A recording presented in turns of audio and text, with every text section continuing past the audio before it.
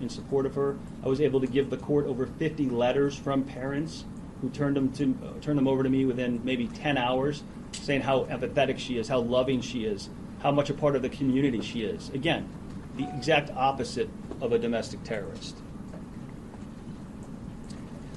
Here's a photo that we can now show people. It's the back of her car. That black bag was the bag of clothes that she had collected that morning that she was on her way to deliver. It's now covered with her blood, but you can see it here. Once we get the car back from the FBI, Miramar intends to finish delivering those clothes to her local church.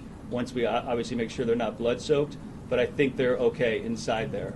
But again, just a visual depiction of the shot-out window, which we'll get to, by Agent Exum, and where she was actually going that day.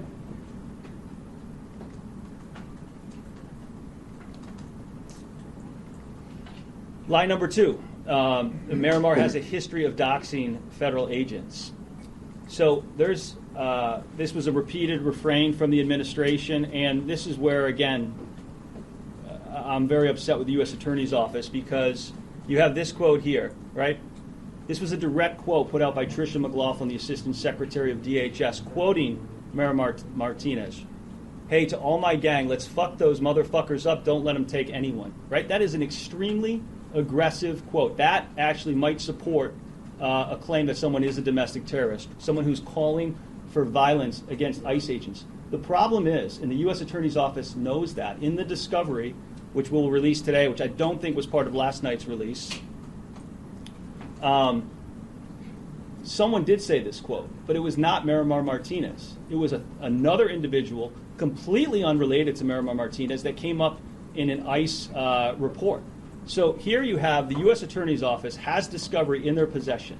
They know that this quote was attributed by their own law enforcement sources to a third party that has nothing to do with Miramar.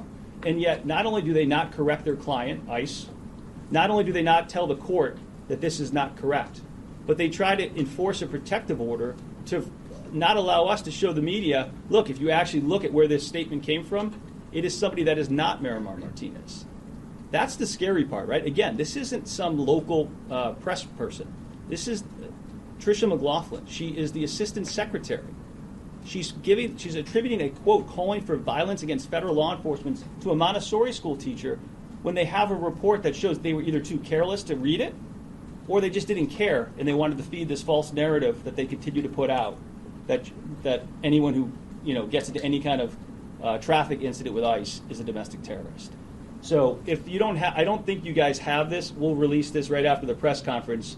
It's a heavily redacted report, but if you call the U.S. Attorney's Office, they will confirm, I believe, that this was not Miramar Martinez. It was a third person, someone else in Chicago who was under investigation, had nothing to do with her. Why they never corrected that from the beginning is beyond me. Why, when anybody calls DHS, they say we stand by all of our statements and won't retract this is beyond me. But we need to demand better from our elected leaders and unelected leaders that you cannot put out false statements like this.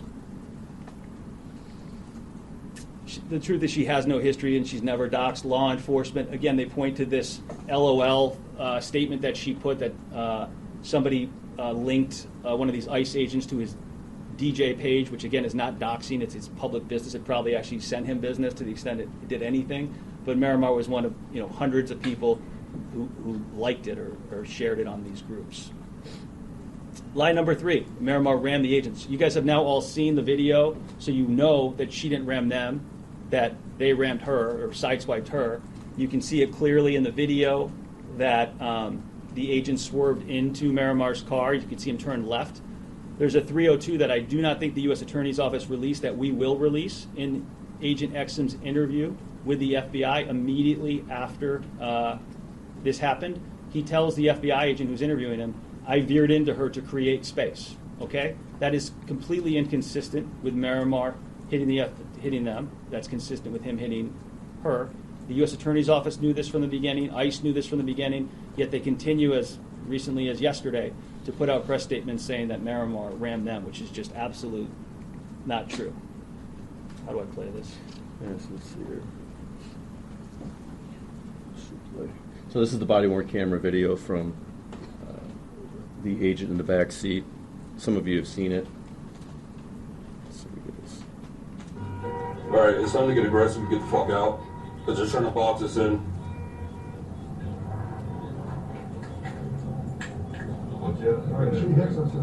We're gonna make contact. We're boxed in. We are boxed in.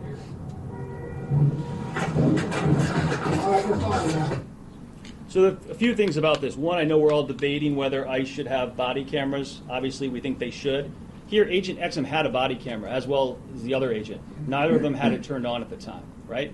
Had they actually turned on the cameras that we've paid for them to have, none of this, all of this could have been avoided, because you would have clearly seen that she never drove at this agent and that he shot her as she went by. But Agent Exum never bothered to turn on the camera that the government paid for him to have. So while we debate nationally whether ICE agents should have body cameras, which I think we all think they should, we need to make sure that they're instructed to hit the on switch, because Agent Exum was outfitted with one on this day, and he just never turned it on, as well as the other agent in the car. The other thing is, when you watch these videos, you can see these agents are going down Kedzie here in Chicago Saturday morning with these are automatic weapons. Their fingers are on the triggers. You know, one pothole, one kind of swerve by this agent, and anyone on the sidewalk is getting sprayed with bullets. Again, why they're doing this on a beautiful Saturday morning and on the south side of Chicago is beyond me, but they're certainly not making our community safer, and in fact, they're making it worse. You guys know this, or at least those who were following, but even Agent Exum admitted that there was no ramming here, and yet again, our government continues to put out statements as late as yesterday and the day before that Miramar rammed them, which is not true. I was able to question Agent Exum at the destruction of evidence hearing. I asked him when we both agreed that there was no ramming here. Is that fair to say? And Agent Exum said, yes, by my definition, yes, sir. Great, mine too. So, again, are they not even talking to their own agents before they put out these statements? It appears to be so. Lie number 4. And this is a big one, right? Because this is what they had to do to justify the shoot, right? They had to say, why did you shoot this woman, right? The whole point was always we were boxed in. We couldn't move our vehicle. We knew from the beginning, because of our investigators who were able to get videos that even the U.S. Attorney's Office wasn't able to get, that this simply was not true. They were never boxed in, and that they were always able to move. Yet they continued to repeat the refrain to the American public because they have this Trump mentality that regardless of whether it's true or false, if you say it enough, some people will believe it, and that's true. If you read the comments online, some people to this day believe that they were boxed in and couldn't move, despite there being a video showing that that's not true. So this was a drawing that was drawn by one of the agents when they were interviewed by the FBI immediately after. So, like, if this were true, then they would actually be telling you guys the truth that they were boxed in. These are supposed to be 3 cars that were in front of the... These are 3 cars that they drew in there, right? In reality, you guys have seen the video. I'll show it here in a second. Those cars don't exist. They weren't there. If they were there, they would have been boxed in. If they were there, they would have been unable to move. That's why the agent drew it, right? Because he knew we just shot a woman. We need to justify that shooting. And how else am I going to protect my partner, Agent Exum, for jumping out of a car and shooting someone within 2 seconds, unless I can say we were boxed in? But in fact, when you see the video, those cars don't exist. And yet this administration continues to repeat these lies that they were boxed in. This is the agent's statement. The QFR Tahoe could not go forward, and the QFR team decided to exit the car so they could leave the area or make an arrest. I mean, that is a statement by one federal agent to the FBI within hours of the actual incident, lying about what happened. I mean, they could not go forward is simply not true. And you know it's not true because this is the video. Oops, how do I play this? Let's see if we get this one going.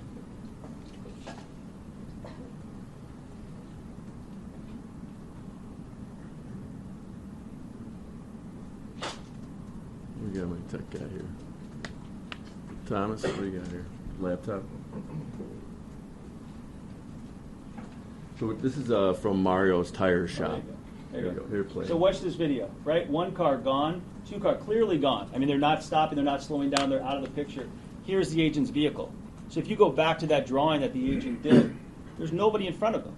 How can they claim they couldn't go forward? We just saw that those cars ahead of them went forward.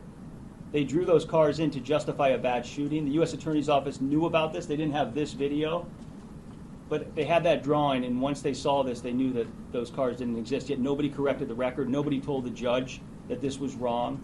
Nobody amended the complaint to change this. I mean, these are officers of the court. They have a duty of candor to the court, and yet they allowed this to occur when you can clearly see those 3 cars that were put there by agents just simply did not exist.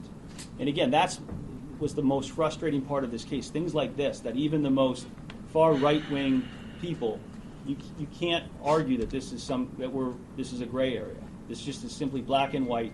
They drew a picture saying they were trapped when they weren't.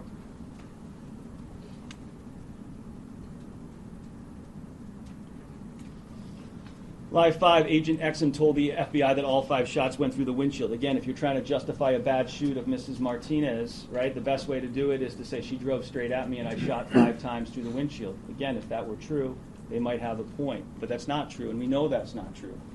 So Agent Exum texted this to friends in the media. This is the day of the shooting.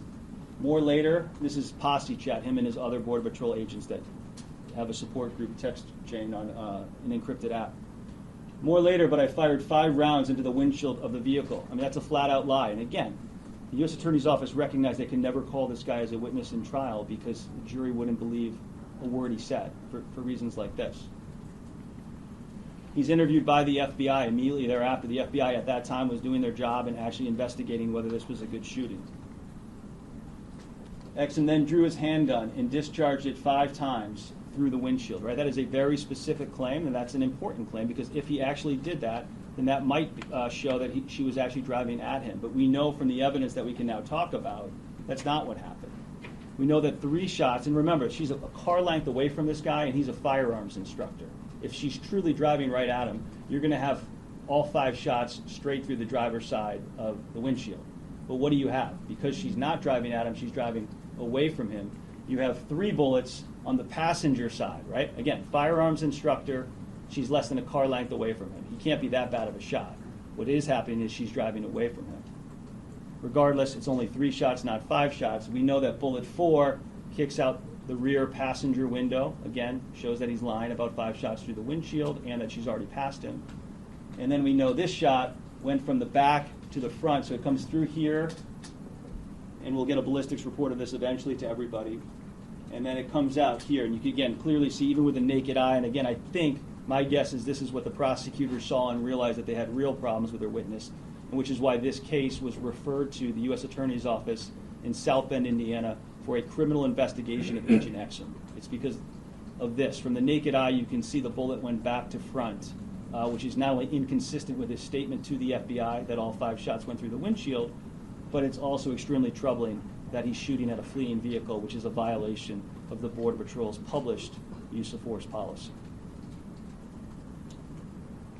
And one thing I wanted to interject, you'll receive a video from the Mario's tire shop, and what that video is going to show, it's going to show Marmir's car actually jumping up on the curb as she's fleeing from being shot and coming back onto the road.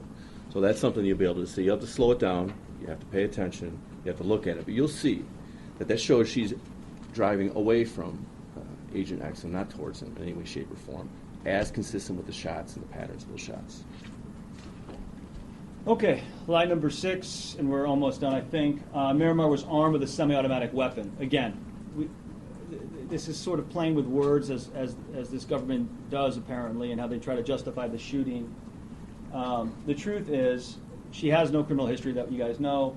She had a valid CCL. She's a young single woman who lives in Chicago, where many people are armed. And her handgun was in her purse, never taken out. Agents never said she took it out. Never a claim that it was brandished. It was in the bottom of her purse. You can see it here, inside a snapped pink holster where it always stays. So, again, you have a government trying to set up this narrative. Hey, she's a domestic terrorist. She's got no dynamite in the car. There's no suicide vest. There is a gun in her purse. Let's try to slander her that way. The problem is, again, you can't just make stuff up by saying she's armed, right? This is a firearm that she has a license for that's always in her purse and that was never taken out. And when law enforcement went back to her car pursuant to a search warrant, they found it exactly where it was all day that morning, where it always is, which was at the bottom of her purse. And again, when they tried to detain Miramar at the initial hearing as a danger to the community, and keep in mind, had they won that argument, Miramar would have been in federal prison for this entire time period while we fought to kind of exonerate her. the judge asked the federal prosecutor at the time, is this, did she brandish it? And he said, no, Your Honor. But again, that doesn't change the DHS narrative of let's keep putting out to Fox News and everybody else that she was an armed individual, because that really helps sell the false domestic terrorist label. Lie 7, that ICE has a respect for life policy. The government says that we're trying to embarrass Agent Exum. That's not what we're trying to do at all. I didn't write the text for Agent Exum. He wrote them, right? All we're doing is showing the American people that this agency that is allegedly coming to all of our towns and will continue to come to our towns going forward as long as Trump remains in office, is that they're hiring people who have this mindset. I mean, these are their private texts. Remember, Agent Exum testified that Posse group, this text group that he's in, is other Border Patrol agents, and that this is the conversation these people are having. So this statement that ICE has a respect for human life and the safety of communities we serve, it will guide their employees in the performance of their duties, is absolutely false. And we've seen it's false, not only with the shooting of Miramar, but with the shooting of Miss Good, with the shooting of Mr. Preddy, and with the shooting of Severio Gonzalez here in Chicago as well. I mean, they're not living by this policy. Agents are, encouraged, celebrated, and rewarded for shooting protesters, right? I mean, you've seen that in this case by surviving in a way that Miss Good and Mr. Preddy could not, or Mr. Gonzalez could not. Miramar was able to get discovery in this case that shows you exactly how this agency handles a shooting in the immediate aftermath, and it is scary. You guys saw the email yesterday from Chief Bavino. I mean, that email, which we'll get to, was sent 4 hours after the shooting of Miramar, right? She's in the hospital. They don't know whether she's going to live or die. And this guy is emailing the agent without any investigation done yet, promoting him, extending his retirement age, saying, great job on this, right? What did he do? He shot somebody. That's it. That's the only job that Bovino knew that he did. They don't know whether Miramar is going to live or die, and he's being promoted. I mean, that's disgusting. And that does not line up with a respect for human life policy that they publish. And you guys have seen this, these texts by the agent. Again, this is just one agent, unfortunately, of many who apparently share these same thoughts. People text them, is this going to come back to bite you? Oh, well, it is what it is. Shit happens. I mean, again, these are federal agents that are presumably still out there patrolling the streets. Damn it, good shooting. LOL, gracias. Again, the use of the Spanish gracias is interesting here. FAFO means fuck around and find out. Making fun of Chicago, calling it Chirac. I mean, the people who are making it Chirac are a bunch of federal agents, patrolling around Kedzie that they can't pronounce with automatic weapons. That's what makes it Chirac. And then this, let me go back one. This was troubling again because this is what he's getting from his other Border Patrol friends. Good job, brother. Glad you're unharmed. You are a legend among agents, and you better fucking know that. Beer's on me. I mean, he's a legend among other Border Patrol agents for shooting a Montessori school teacher. I mean, that, again, is those other agents are the people that are on the ground in Minneapolis. They're the people that are on the ground in Ohio right now. They're the agents that are going to go to the next city. They're the agents that are going to come back here in March to Chicago. And this is how they think of it. They look at their fellow agent who did nothing but shoot a protester as a legend inside their agency. That is not consistent with a respect for human life policy that they can put out in their training manual.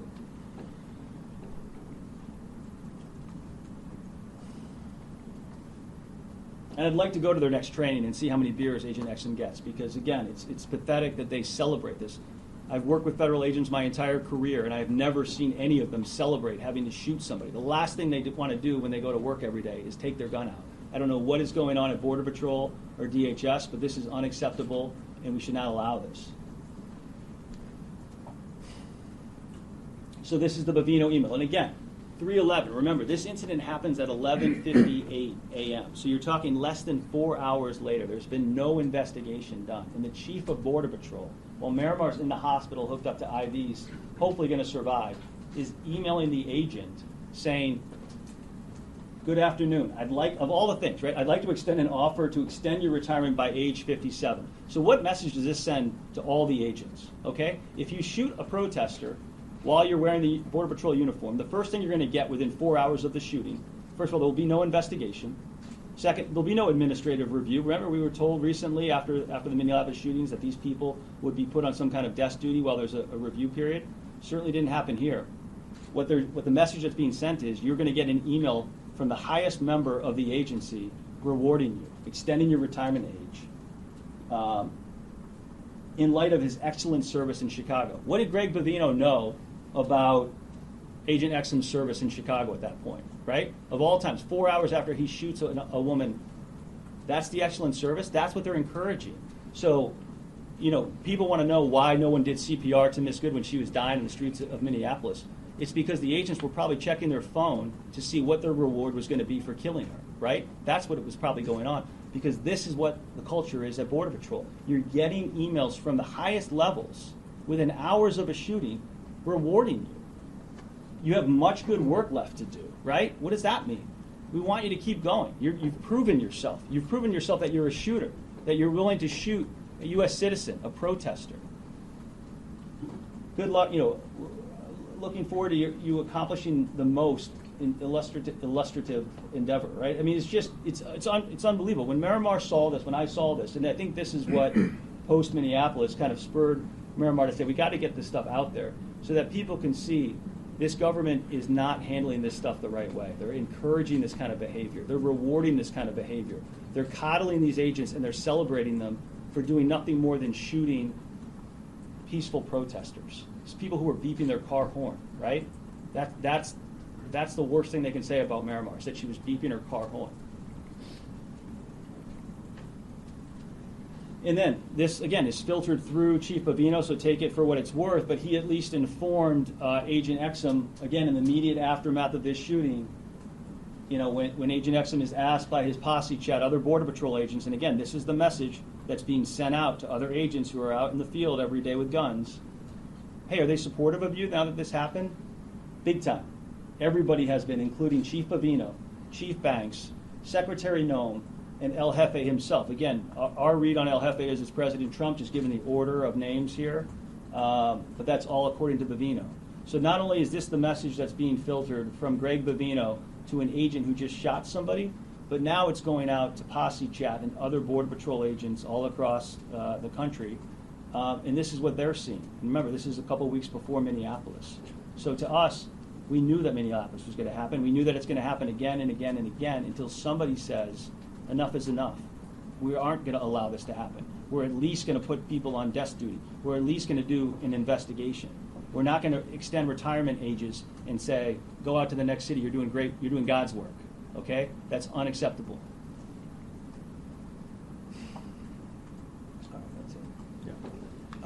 So again, it took a long time to get this evidence released. We wouldn't have done it probably had it not been for what was going on in Minneapolis.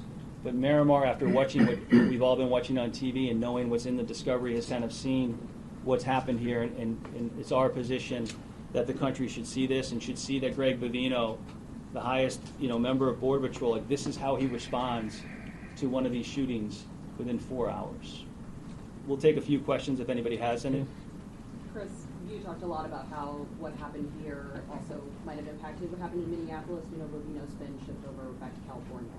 Going forward, how do you feel the conduct revealed in these text messages might influence the way that federal agents respond in other cities that they visit post-Bavino?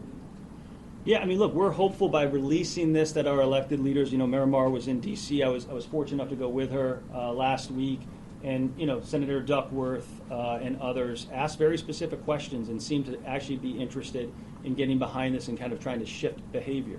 Again, I think you saw after the George Floyd killings, right? That officer was immediately arrested and punished, and I think that sent the appropriate deterrent, chilling effect to other local officers after the fact. And so here, I think we have the opposite. When you have an officer who shoots a woman like this, and within hours, while she's still in the hospital trying to fight for her life, he's being promoted. I think that sends the opposite message. So it says to these agents out there, hey, I'd love an email from Trump. I'd love an email from Bavino. I'm getting close to retirement. I'd like to get a little more time. Let me shoot this person and see what happens. I think that's what's going on here. So hopefully by releasing this, some elected leaders will see this, which I think they will, and kind of push back on these people. So On that same note, can you confirm that there is a criminal investigation ongoing into Agent Exum, because the South Bend DOJ has been non-committal commenting on that? Yeah, so what I can say is the federal prosecutor in this case, Ron DeWald, told the court that one of the reasons they couldn't release this evidence, which apparently is now not the fact, is because there was an open criminal investigation. I made contact with the AUSA in South Bend, confirmed it was about Agent Exum, and confirmed it was about the shooting, right? The FBI still has Miramar's car. We've been given back all the other evidence because charges were dismissed. We gave them consent to keep the car, and they wanted consent to destroy the car so they can do the ballistics analysis that needs to be done. So they were supposed to send me the form that would be a consent to destroy the car. That was like in the days right before the Minneapolis shootings happened. And then since Minneapolis happened, I have not heard back from them. So our concern is that the FBI is not going to do it. That's not going to stop us. If they're not, we will demand the car back. We will have our own experts do the analysis. We will release that report to the public so they can see. But even with the naked eye, you can clearly see that bullet comes out of the back of the seat. So. Maggie Beswood, NBC. Would it be okay if we got you in front of the microphones? Miramar's not going to be taking questions. Not today? Yep. Okay. Chris, what do you hope to achieve with the civil suit? You want to take that one? Sure. So what we're going to have to do is start with an FTC claim, or Federal Torts Claim Act, and that has to be sent to the Attorney General for the Department of Homeland Security. Wait 6 months, see if they respond. We cannot file a federal lawsuit until that's done. Once they don't respond, which they won't, we'll file that federal lawsuit, and we're going to go forward on the FTCA claim, and also we're going to try a Bivens claim, which is a claim against federal agents for using excessive force. And those, as many of you may know, is very tailored. The Supreme Court on down has limited those actions going forward. Illinois has passed a law to allow for Bivens claims, but that was passed, recently, and it's not retroactive, so it does not apply to our case. So we'll do the FTCA claim. We'll wait our 6 months. We'll hear nothing. We'll file the lawsuit. We'll go forward. At a minimum, we'll have a bench trial in the Northern District of Illinois in front of these federal judges, who I'm confident, based on their track record, based on my experience with them, based on what has occurred in this case, that we will get a fair trial, and we hold this officer accountable. And we intend to fast forward this case. We want to be in trial by October. Is it frustrating that the federal officers are held to a different standard than if this were just a local county? Yeah, he was a former ASA. I was a former Cook County State's Attorney. I ran a Torts and Civil Rights Division. I spent 7 years defending the Cook County Sheriff's Police. I've stand shoulder to shoulder with officers longer than I've been a plaintiff's attorney. I know what use of force is. I know what deadly force is. I know what's appropriate. And so I know how they can be held accountable because I've sued them, I've defended them, right? And now you have not just tort immunity, not just qualified immunity, but additional immunities and additional avenues to block claims against these federal agents, which has got to change. And so Illinois has done that. Other states have done that. Hopefully the federal government will do that. But again, we have an avenue forward. We will take that avenue forward. And I'll take my chances with the federal district court judges in Chicago any day of the week. Chris, so the FTCA claim would be against DHS specifically, any other agencies? The officer, yeah. The officer himself? Yeah. It'll be focused on the officer. It'll be focused on his actions. There'll be some other facts that will come into play, of course, their policies, their training, his complete disregard of that. But it'll be against the officer himself. Okay, so my understanding was FTCA claims are against the agencies. Maybe I'm wrong about that. It's different. Yeah. Okay. So. Chris, I know Miramar won't speak about this, but I'm talking about the State of the Union here. Looking forward to that. What are we hoping to accomplish there when you arrive there? Look, one, it's an honor for her, right? As we were speaking earlier today, I mean, very few people get to go to the State of the Union, and I think it's appropriate for Miramar. She actually got multiple invitations while in D.C. She accepted Congressman Garcia's early invitation, and he has been a supporter of hers from the beginning.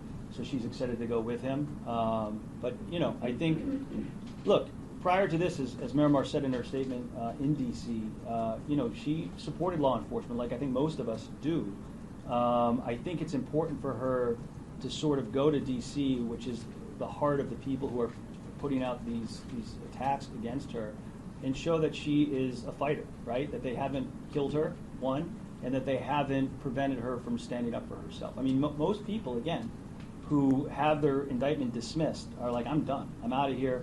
But don't poke the bear. I mean, Miramar, to her credit, has said, this isn't about me. It's about the Good family. It's about the Preddy family. It's about other people that they can see what Chief Bavino was saying in the immediate aftermath, so they can put pressure on elected leaders to either cut funding to ICE or do other things to make sure that these agents who are on these text chains about "years on me, you're a fucking legend," right? That they're not the people that are being sent out on the streets. And if she doesn't do it, I don't know who is. So not many people have survived these shootings. I mean, a lot about, obviously, getting this released for you was hearing that label of domestic terrorist. But to your point of people see and hear what they want to see these days, Yeah. do you believe that you at least get to do that in part with this release? This, I mean, look, again, I think the clearest examples are the 5 shots through the windshield. Like, I don't care who you are or what network you watch. That's just, you can look at the photos we've released and see that's not true. And I think we were boxed in and we couldn't move, so we had to get out and shoot.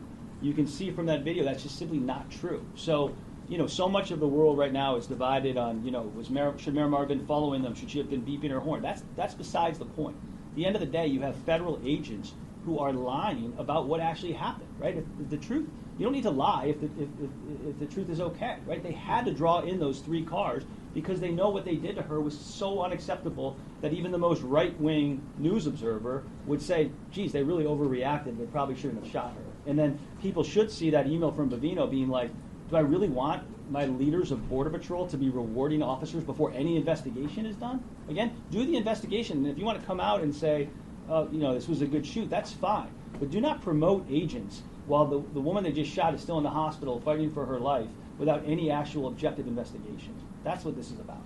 For people who they've heard phrases like absolute immunity applied in Minneapolis, and regardless of how they feel about like the crackdown politically, pragmatically, what do you hope to accomplish with your case, whether it's tied to the officer, the agencies, and what do you think maybe is realistic under this administration that will actually happen? That comment of absolute immunity was from J.D. Vance, which is totally incorrect. He's walked it back as much as somebody in this administration possibly could, in that he just avoided the question.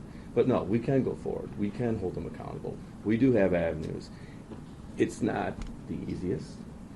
It's not geared towards justice, but with these facts, these client, and we'll hold them accountable. What does that look like, though? I mean, it looks like the FTCA claim and the lawsuit that goes with it, and then it looks like a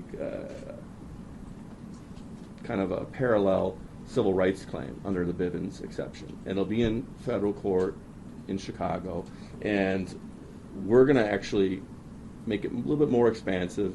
And that we're going to try and make some good law, too, in this case, to have some of these issues taken up on the 7th Circuit and beyond, to try and establish a precedent so these cases are easier to be brought and go forward. But we do have a path forward. So just to be clear with this, since we have to wait at least 6 months for the federal lawsuit, yes. Does that mean that the earliest that you would be filing that would be maybe late summer? So we are going to mail and email the FTCA complaint today. We will provide that to you. It's a 1-sheet form. There's a narrative that goes along with it as an attachment. That narrative is in our client's voice about what she observed. But it is not like your typical 30-page complaint that you would see that would be electronically filed with Cook County or federal court. So yes, we'll release that after we send it to the Attorney General for the Department of Homeland Security, and then we're going to wait our 6 months and we're going to file a lawsuit. Is there any danger that an executive order could cut your paths off? If the president decides to grant this kind of immunity, is that something that could eliminate this process? I haven't heard like him actually, deciding to or proposing an absolute immunity as well. Yeah, listen, anything is possible, right? I didn't mean to plant a seed. No. Yeah, exactly. I don't put a thought in his mind, but I don't think that'll be possible. Can you be more specific about the kind of precedent that you're hoping to set with this? Well, so, there's Bivens decisions going back 30 years, and they're narrower and narrower as the cases have gone forward, and it cuts off different individuals' pathway to court. In this case, it's the Fourth Amendment. It's clear use of excessive force. We believe that despite the evidence being very narrow, we still have a path forward under that claim because this is, unjustified deadly force in every way, shape, or form. But we also will go forward with the FTCA claim in kind of parallel. Can you describe how this has impacted Marimar's life and what you will be seeking in this suit 6 months from now? So Marimar has gone through everything that Chris walked her through. She's shot 7 times. She almost bled out to death. She was waiting for medical care as she was interrogated by DHS agents. Emotionally, she's suffered throughout. She's still, suffering pain, limited use of her hand, her legs. And this release of the evidence that just came out on Friday, this is the first time she's seen a lot of it over the weekend. And this was just re-traumatization of her going through this. And it's not so much reliving what happened, it's the fact that she sees federal agents, government officials, all the way up to the highest levels, willing to lie about what happened to her as a U.S. citizen and justify the attempt murder by one of their agents. So the trauma that she suffers is physical and emotional.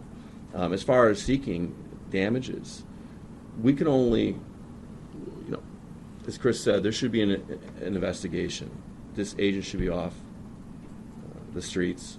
I believe he should be criminally prosecuted. We have none of those powers.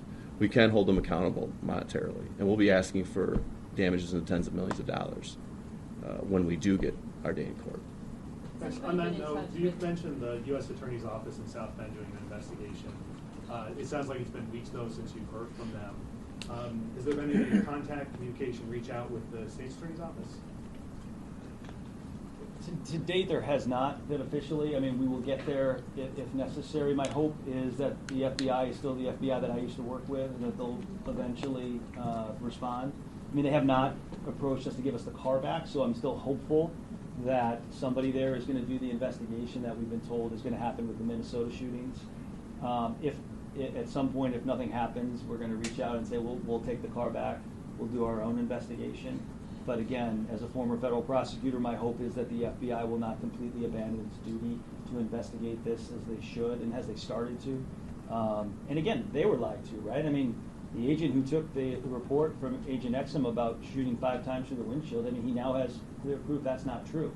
The agent who took the report from his partner that said we couldn't go forward, we were boxed in, he now has conclusive proof that's not true. I mean, these guys are special agents with the FBI. They're investigators. They should be like, it's a 1001, right, crime to lie to a federal agent, even if you are a federal agent. So somebody should be doing their job, and we're hopeful that that will happen. Has anyone been in touch with the families of Renee Good or Alex Freddie about the release of this evidence? We have not. Miramar was able to meet with the brothers of Renee Good in D.C. last week, and I know that meant a lot to her. But we have not coordinated with them other than our public statements that part of the reason that Miramar is doing this is to kind of give those families sort of a window that unfortunately right now they don't have into who these people are that killed their family member. Marimar, en este punto, ¿tú temes por tu seguridad? Miramar's not going to take any questions, okay? But thank you. Is there anything else before we head out? One more question about possible avenues. Would you have any kind of claim against DHS officials for slander or, for all the lie? If you could prove that they knew what they were saying wasn't true, is that some kind of case you could bring? We're going to explore it, but to Charlie's point, the immunities are pretty extensive, and we'll put it in the complaint. Whether we can get it passed, motion dismissed, and the like, that's kind of up in the air. But it's part of the story. It's the truth. They lied. So it's going to go into our complaint. It's Mike, right? Michael. Michael. And I'm just getting a little bit into the weeds. I'm trying to take notes at the same Sure. time. But today is a civil lawsuit, and then there's a federal lawsuit So, in 6 months? so today we'll be filing the FTCA claim, Federal Torts Claim Act complaint. And it's a one-page form that just has real basic information that's literally typed into a preset form, along with a narrative typed out that's through Maramar's perspective of what occurred.